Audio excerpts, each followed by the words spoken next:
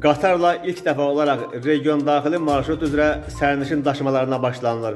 Bu barədə Azərbaycan Dəmir Yolları Qapalı Səhmdar Cəmiyyətindən məlumat verilib.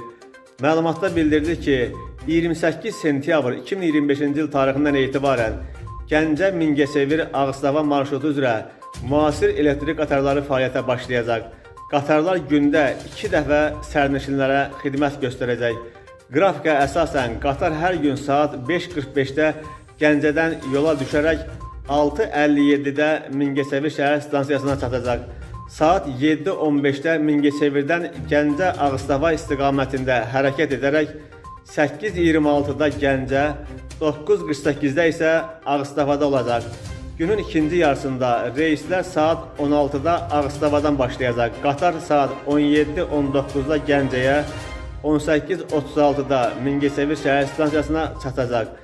Saat 19-da Mingəçevirdən yola düşən qatar 20:11-də Gəncədə olacaq. Sərnişinlər Mingəçevir, Başgöran, Gəncə, Dəllər, Qovlar, Tovuz və Ağstafa stansiyalarından istifadə edə biləcəklər.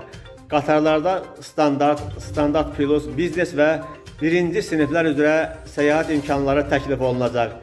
Gəncə Mingəçevir istiqamətində biletlərin minimum qiyməti 2 manat 60 qəpik, Mingəçevir Ağstafa istiqamətində isə 6 manat 80 qəpik təşkil edir.